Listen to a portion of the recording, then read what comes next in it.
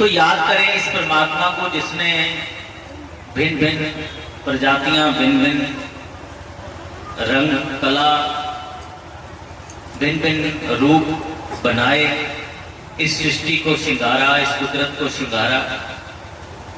इस परमात्मा को जिसका जिक्र गुरु पीर पैगंबरों ने अपने धर्म ग्रंथों में भी करा, हर युग में जिसके साथ मानव को जोड़ा, इस परम सत्ता के साथ, तो आओ मिलजुल कर बैठते हैं। तो आज यहाँ इस उपलक्ष्य में आप सभी धर्म प्रेमी एकत्रित हुए हैं धर्म को जिंदा रखने के लिए। जैसे एक कहानी मैंने कहीं से सुनी थी कि एक साधु थे और उनके साथ उनका एक शिष्य था, जा रहे थे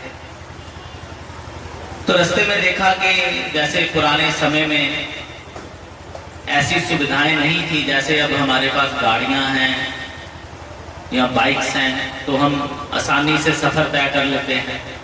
पैदल चलते थे, दूर दूर का सफर होता था। तो देखा रास्ते में साधु और शिष्य चल रहे हैं और देखा रास्ते में एक वृक्ष की छाया में एक इंसान सोया पड़ा है। और जो शिष्य था वो साधु को कहने लगे कि मैं इसको जगा देता हूं, ये थका हुआ होगा और गहरी नींद में जा चुका है, इसको अपनी मंजिल पे पहुंचने में देरी हो जाएगी अगर ये ऐसे सोया रह गया, तो मैं उसको जगाता हूं।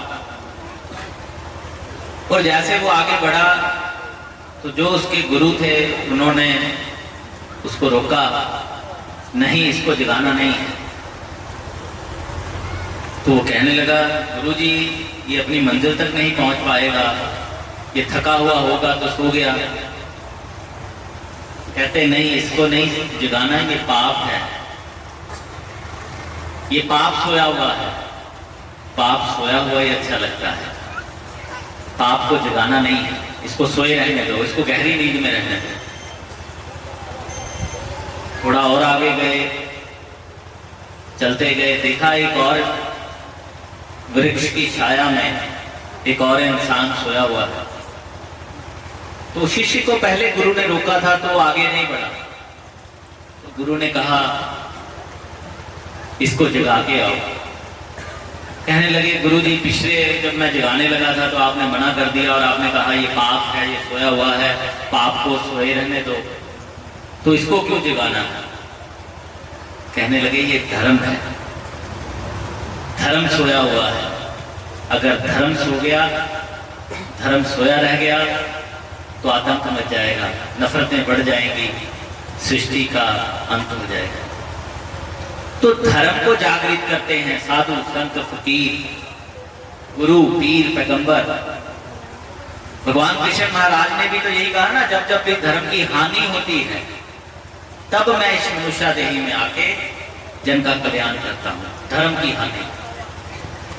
बाबा हरदेव सिंह जी महाराज अक्सर कहते थे धर्म है बस इंसान होना, कोई और धर्म ईमान नहीं। तो इंसानियत जब मरना शुरू हो जाती है, जब इंसानियत खत्म होना शुरू हो जाती है, धर्म अपने आप खत्म हो जाता है। इंसानियत के बाद भक्ति शुरू होती है। हम इंसानियत के गुणों को भक्ति समझते हैं, वो भक्ति नहीं है। हम अगर किसी का हक नहीं मारते हैं, हम सही जिंदगी जीते हैं, प्रेम से जीते हैं, नफरत नहीं करते हैं, किसी के साथ गलत नहीं सोचते हैं, गलत नहीं करते हैं, ये इंसानी गुण है, भक्ति नहीं है। ये इंसानियत के गुण है। दूसरे का भला करना इंसानियत के गुण है। लेकिन हम इसको भक्ति मान रहे हैं, भक्ति नहीं है। भक्ति तो आगे की चीज है, भक्ति तो अकल से परे होती है। भक्ति तो चतराइयां सियान पे, अकले दिमाग सब इससे परे होती है। अकला सोचा पहुंच न सकन मेरा दीवे हती है। अकल से भक्ति नहीं होती है। कई बार दास ने इस बात का जिक्र करा है, एक ज्ञान मार्ग होता है, एक प्रेम मार्ग होता है। हम सभी ज्ञान मार्ग में चलते हैं। ज्ञान मार्ग में क्या सही है, क्या गलत है, क्या करना चाहिए, क्या नहीं करना चाहिए, सब पता होता है। कौन मेरे साथ धोखा कर रहा है, कौन मेरे साथ क्या कैसा कर रहा है, ये सब ज्ञान मार्ग में है। ज्ञान मार्ग में हमें पता है पत्नी के साथ कैसे रहना, बच्चों के साथ कैसे रहना, संसार में कैसे रहना, कारोबार कैसे करना। ज्ञान मार्ग में सब पता होता है, प्रेम मार्ग में कुछ पता नहीं होता है। सिर्फ जिससे प्रेम है बस उसी का पता होता है, उसके अलावा ना उसको सही का पता ना उसको गलत का पता, कुछ नहीं पता होता है। हम कोई प्रेम मार्ग में नहीं है क्योंकि हम ज्ञान मार्ग में हैं। हम संसार में विचर रहे हैं, संसार की तरह रहना चाहते हैं। भक्ति बड़ी अलग चीज है, हम किसी और चीज को भक्ति मान के जी रहे हैं। हमारे अंदर जब तक इंसानी गुण नहीं जन्म लेंगे, इंसानियत नहीं जन्म लेगी, रूहानियत की ओर बढ़ नहीं सकते हैं। हमारे इंसानियत मरती जा रही है, इसलिए धर्म को जिंदा करना पड़ रहा है, इसलिए मिलजुल के समागम करने पड़ रहे हैं कि दुनिया में तो धोखा हो रहा है, विश्वासघात हो रहा है, लेकिन जो धर्मी हैं, गुरु वाले हैं, धर्म के पैरोकार हैं, कम से कम वो तो धोखा ना करें धर्म के नाम पे। वो तो कोई धोखा ना करें धर्म की आड़ में, वो तो जीवित रखें इस धर्म को कि कहने को तो मैं धर्मी हूं, मैं पंडित हूं, मैं मुल्ला हूं, मैं ग्रंथी हूं, मैं पात्री हूं, पहरावे से तो मैं बहुत बड़ा प्रचारक हूं, लेकिन अंदर मेरे मैल है, अंदर मेरे ये है कि मैं इसको कैसे लूट सकता हूं, अंदर ये है कि दुनिया को धोखा कैसे दे सकता हूं, अंदर तो ये है मैं बड़े अच्छे अच्छे शब्द बोलकर लोगों का दिल जीत सकता हूं, दिल जीत लूंगा और अपनी मर्जी से चलूंगा जैसा दिल करे। तो क्या धर्म की आड़ में पाप है? तो इसलिए हम इकट्ठे होते हैं, कम से कम हम तो इंसानियत को जिंदा रखें। मैं तो प्रण करूं कि मैं एक अच्छा जीवन इंसानियत भरा, जिसमें दया धर्म का मूल है, पाप मूल अभिमान, जिसमें दया जीवित है, जिसमें वो गुण इंसान वाले हैं जो किसी का बुरा नहीं करते हैं। बुरिया नाल सब बुरा करेंदे, माफ करन कई सियाने। कहते गुरु नानक देव जी महाराज लिख रहे हैं, जो आपके साथ बुरा करता है आप उसके साथ तो सारे बुरा करते हैं। बुरिया नाल सब बुरा करेंगे, बुरे के साथ सब बुरा करते हैं। माफ करन कई सियाने, कुछ सियाने होते हैं जो बुरा करने वाले को भी माफ कर देते हैं, कोई बात नहीं, जो परमात्मा की मर्जी थी। बुरिया नाल सब बुरा करेंगे, माफ करन कई सियाने, बुरिया नाल भी नेकी करनी, ये गुरु नानक जाने। कि बुरे के साथ माफ कर देना तो इंसानियत है, ठीक है, चल कोई बात नहीं, लेकिन उसका भी भला सोचना। भगवान राम जी का जिक्र हमने सुना, बार बार सीता मैया जी का और भगवान राम जी का जिक्र सुन रहा है घर में भी। तो जिनके कारण उनको वनवास हुआ था, जब वो वापस आए थे सबसे पहले उन्हीं के चरण छुए थे। इतिहास गवाही देता है, जिनके कारण उनको वनवास हुआ, ये नहीं कि उनको मिलने नहीं गए, अपनी माँ को मिलने गए कि इसके कारण तो मुझे वनवास हुआ, इसको नहीं मिलने जाऊंगा। सबसे पहले उसी को मिलने गए।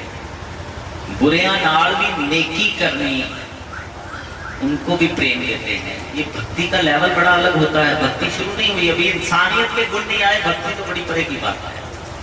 अभी हमारे अंदर इंसानियत जीवित नहीं हो रही है। इंसानियत जीवित होगी तो धर्म जिंदा होगा, तो भक्ति शुरू होगी, तो अवस्था जो है जीवन मुक्ति वाली, आनंद वाली, तो पहुंचेंगे। जिस जाम का जिक्र कर रहे हैं तब पहुंचेंगे। अभी इंसानियत ही मरी है, इंसानियत ही जीवित नहीं हो रही।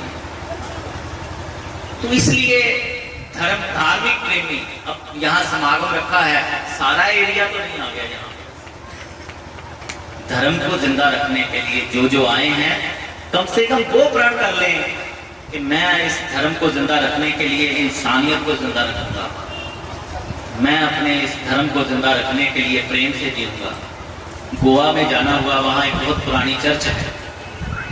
जब वो दास चर्च देख रहा था तो ईसा मसीह जी को कैसे क्रॉस पे वो रखा, तो बड़ा दर्द हुआ देख के वो सारा सीन वहां का।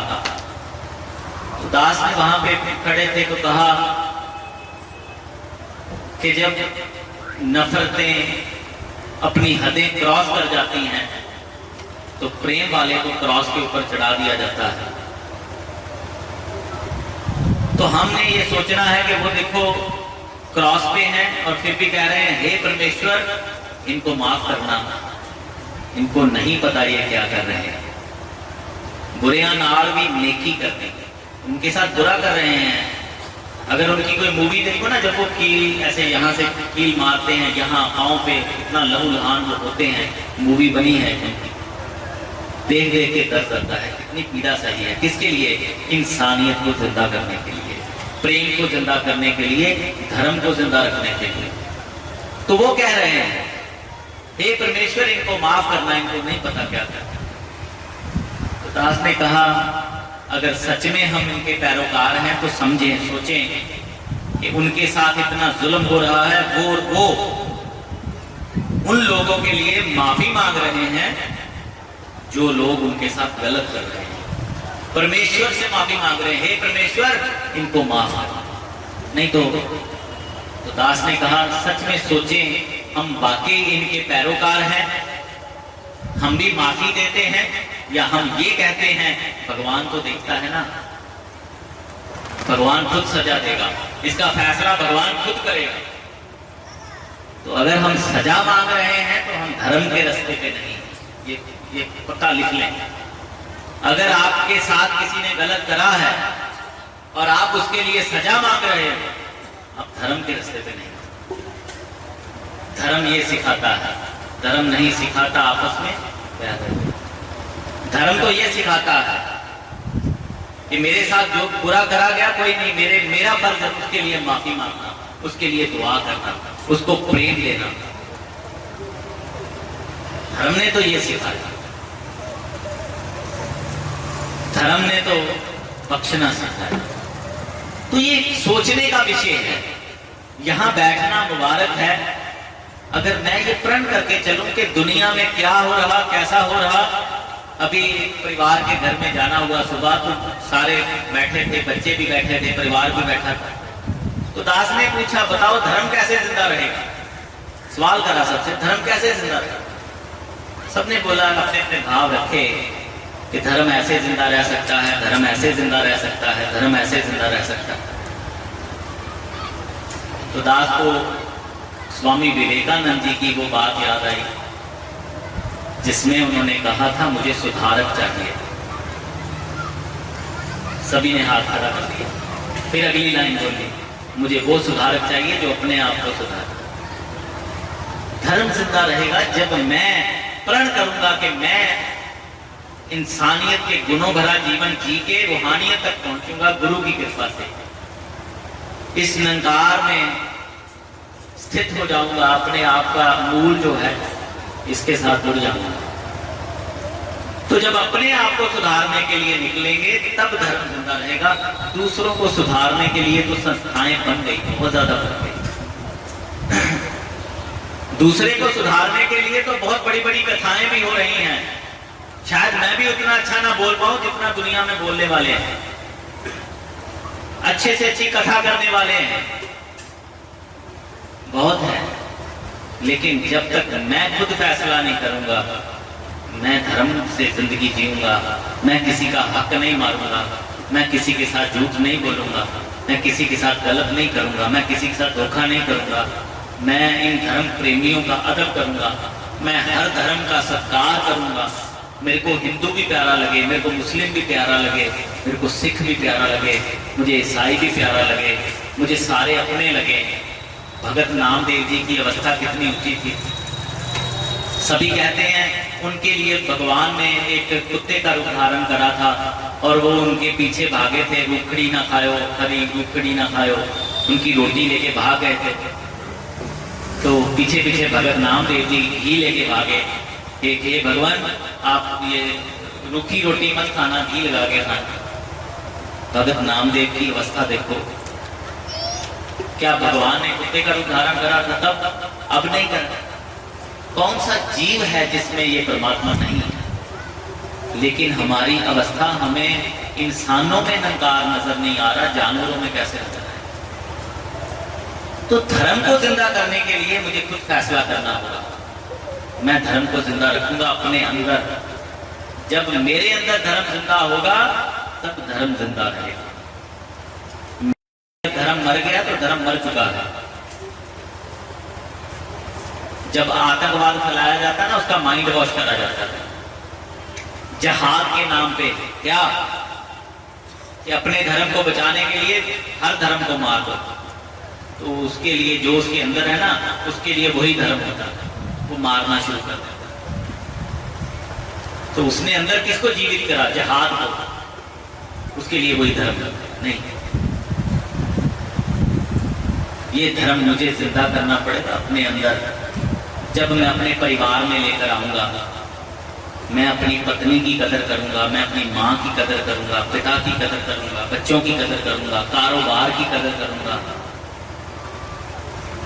हर रिश्ते की कदर करता हुआ, संसार में विचरता हुआ, प्यार से चलता हुआ, ये जिंदगी के सफर को गुरमत के रास्ते जब तय करूंगा तब धर्म जिंदा है।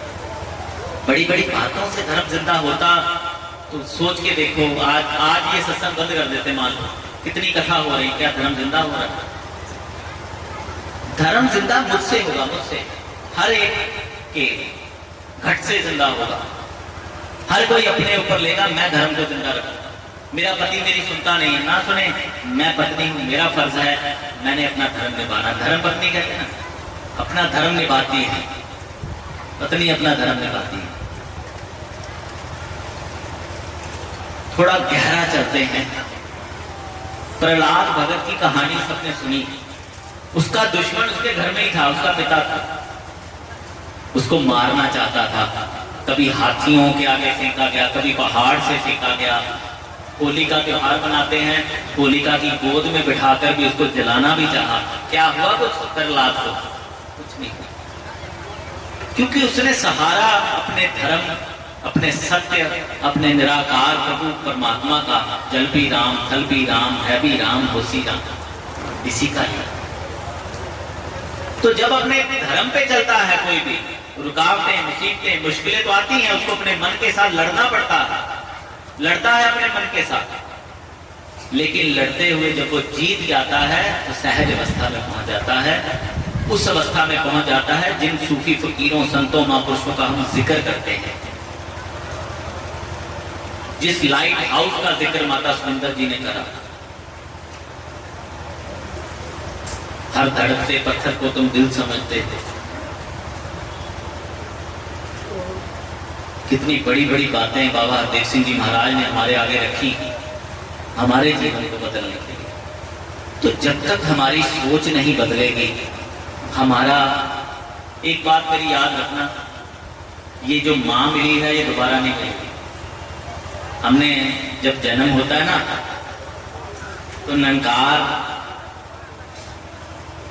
की मर्जी से माँ मिलती है। किस माँ की गर्भ से हमारा जन्म होना है, पूछते नहीं है कि हम जज के घर जन्म लेंगे या मिनिस्टर के घर, नहीं, निरंकार देता है किस माँ के घर किस बच्चे का जन्म होना है। और ये जो मिल गई माँ, ये दोबारा नहीं मिलेगी।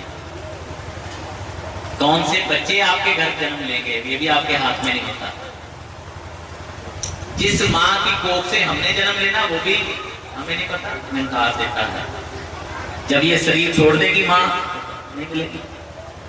हमें भी जो बच्चे मिले हैं आगे नहीं मिलेंगे, हम भी इनको मिलेंगे कि नहीं मिलेंगे, एक बार ही मिले।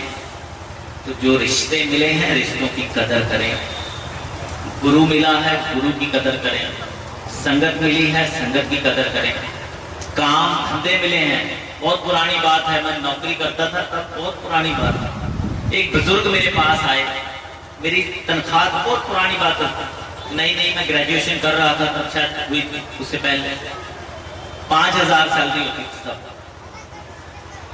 एक बुजुर्ग आए, रात के 7 बजे चुके थे, आए तो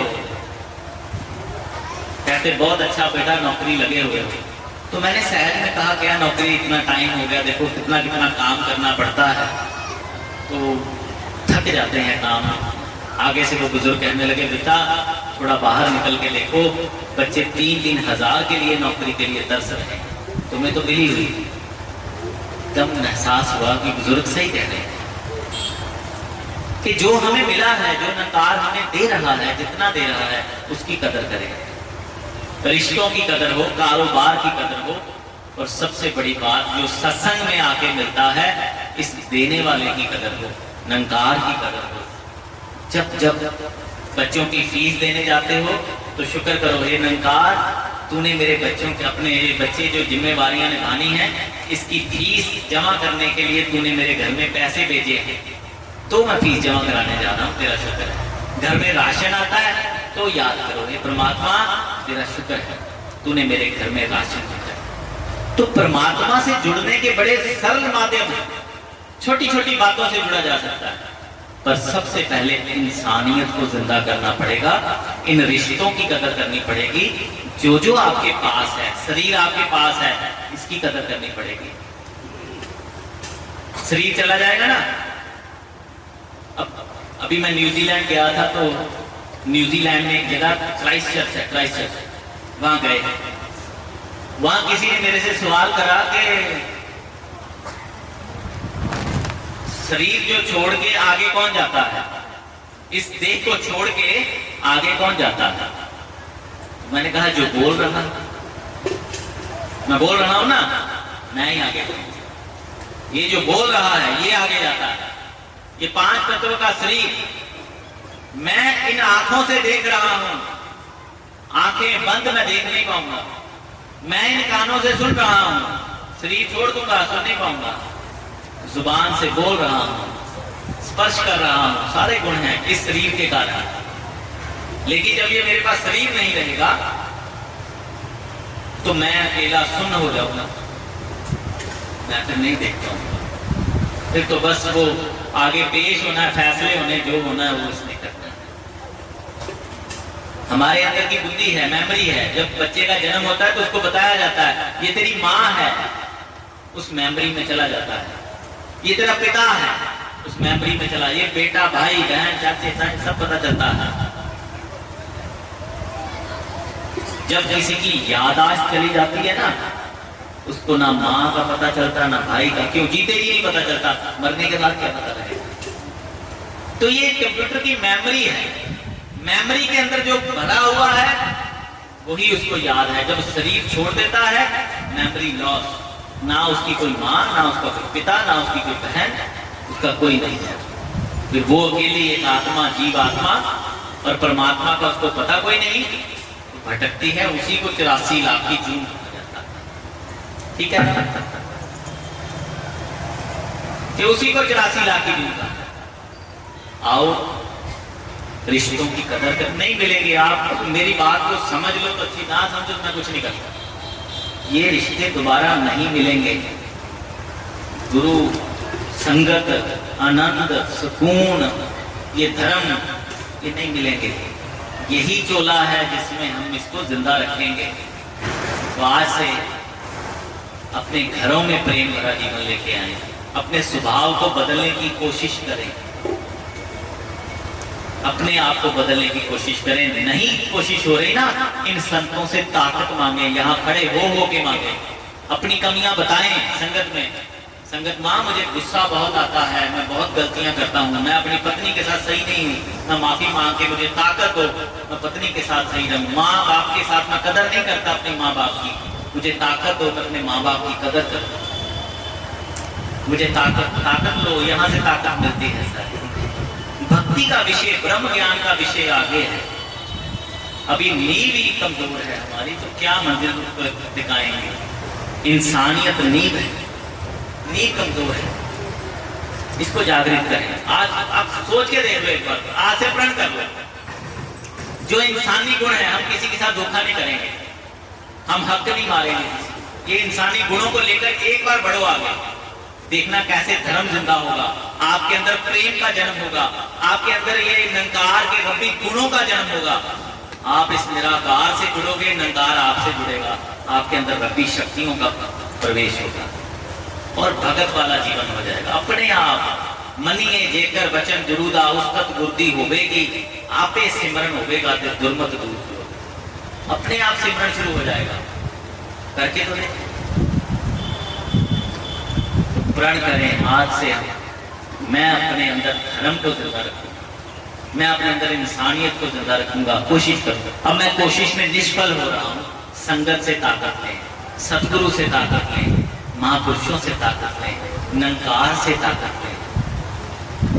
कई अवतार के तेरे हाथ विच बाजी अपनी जित जहां।